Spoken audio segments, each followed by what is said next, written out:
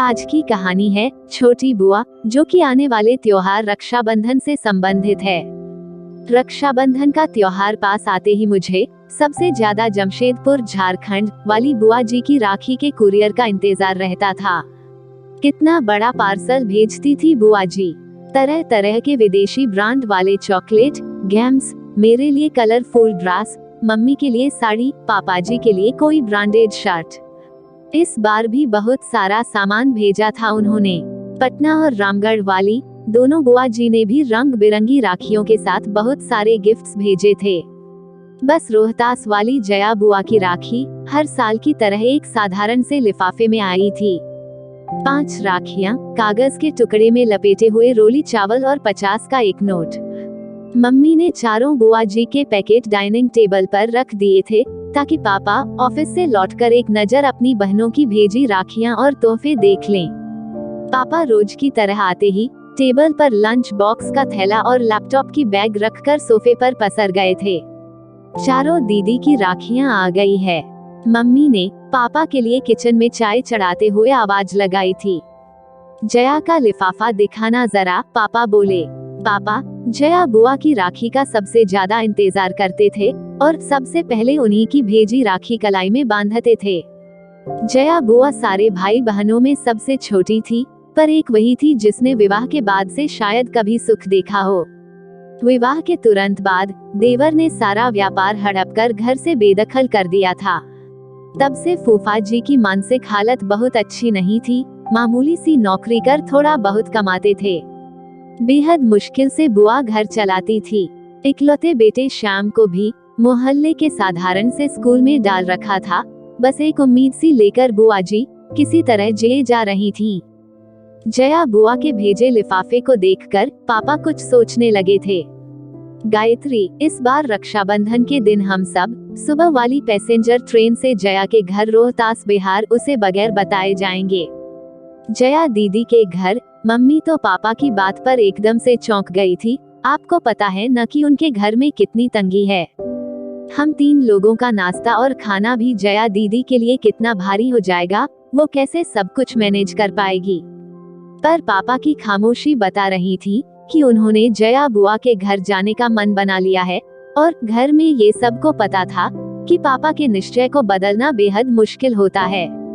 रक्षाबंधन के दिन सुबह वाली train Dhanbad to Dehri on Sone passenger से हम सब रोहतास पहुंच गए थे। बुआ घर के बाहर बने बरामदे में लगे नल के नीचे कपड़े धो रही थी। बुआ उम्र में सबसे छोटी थी, पर तंगहाली और रोज की चिंता फिक्र ने उसे सबसे उम्रदराज बना दिया था। एकदम पतली दुबली कमजोर सी काया, इतनी कम उम्र में चेहरे की त्वचा पर सिलवटें साफ दिख रही थी। बुआ की शादी का फोटो एल्बम मैंने कई बार देखा था। शादी में बुआ की खूबसूरती का कोई जवाब नहीं था। शादी के बाद के 11 वर्षों की परेशानियों ने बुआ जी को कितना बदल दिया था। बेहद पुरानी घिसी सी साड़ी में बुआ को दूर से ही पापा मम्मी कुछ क्षण देखे जा रहे थे। पापा की आंखें डबडबा सी गई थी। हम सब पर नजर पड़ते ही बुआ जी एकदम चौंक गई थी। उन्हें समझ नहीं आ रहा था कि वो कैसे और क्या प्रतिक्रिया दे। अपने बिखरे बालों को संभाले या अस्त व्यस्त पड़े घर को दुरुस्त करे। उसके घर तो वर्षों से कोई मेहमान नहीं आया था। वो तो जैसे जमाने पहले भूल चुकी थी कि मेहमानों को घर के अंदर आने को कैसे कहा जाता है। बुआ जी के बारे में सब बताते हैं कि बचपन से उन्हें साफ सफाई और सजने संवरने का बेहद शौक रहा था, पर आज दिख रहा था कि अभाव और चिंता कैसे इंसान को अंदर से दीमक की तरह खा जाती है। अक्सर बुआ जी को छोटी मोटी जरूरतों के लिए कभी किसी के सामने तो कभी किसी के सामने हाथ फैलाना होता था। हालात ये हो गए थे कि ज्यादातर रिश्तेदार उनका फोन उठाना बंद कर चुके थे। एक बस पापा ही थे जो अपनी सीमित तनख्वाह के बावजूद कुछ न कुछ बुआ को दिया करते थे। पापा ने आगे बढ़कर सहम सी गई अपनी बहन को गले से लगा लिया था।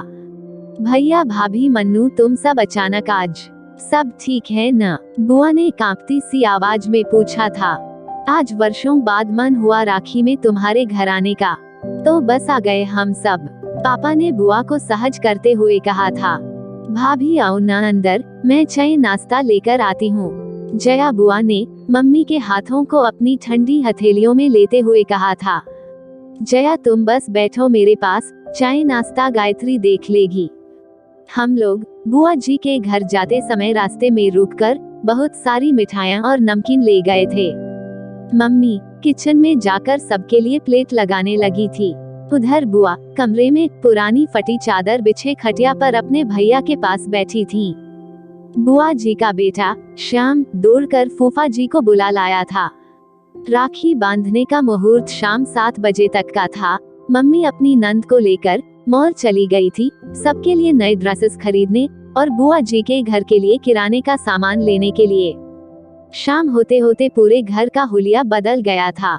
नए पर्दे, बिस्तर पर नई चादर, रंग बिरंगे डोरमेट और सारा परिवार नए ड्रेसेस पहनकर जंच रहा था। न जाने कितने सालों बाद आज जया बुआ की रसोई का भंडार घर लबालब भरा हुआ था। धीरे धीरे एक आत्मविश्वास सा लौटता दिख रहा था बुआ के चेहरे पर सच तो ये था कि उसे अभी भी सब कुछ स्वप्न सा लग रहा था। बुआ जी ने थाली में राखियां सजा ली थी, मिठाई का डब्बा रख लिया था। जैसे ही पापा को तिलक करने लगी, पापा ने बुआ को रुकने को कहा। सभी आश्चर्यचकित थे। 10 मिनट रुक जाओ, तुम्हारी दूसरी बहनें भी बस पहुंचने वाली है, पापा ने मुस्कुराते हुए कहा। तो सभी पापा को देखते रह गए। तभी बाहर दरवाजे पर गाड़ियां के हॉर्न की आवाज सुनकर बुआ, मम्मी और फूफा जी दौड़कर बाहर आए तो तीनों बुआ का पूरा परिवार सामने था। जया बुआ का घर मेहमानों से खचाखच भर गया था। महाराजगंज वाली नीलम बुआ बताने लगी कि कुछ समय पहले उन्होंने पापा को कहा था कि क्यों न सब मिलकर चारों धाम की यात्रा पर निकलते हैं। बस पापा ने उस दिन तीनों बहनों को फोन किया कि अब 4 धाम की यात्रा का समय आ गया है। पापा की बात पर तीनों बुआ सहमत थी और सबने तय किया था कि इस बार जया के घर सब जमा होंगे और थोड़े थोड़े पैसे मिलाकर उसकी सहायता करेंगे। जया बुआ तो बस एकटक अपनी बहनों और भाई के परिवार को देखे जा रही थी। कितना बड़ा सरप्राइज दिया था आज सबने उसे। सारी बहनों से वो गले मिलती जा रही थी। सबने पापा को राखी बांधी। ऐसा रक्षाबंधन शायद पहली बार था सबके लिए।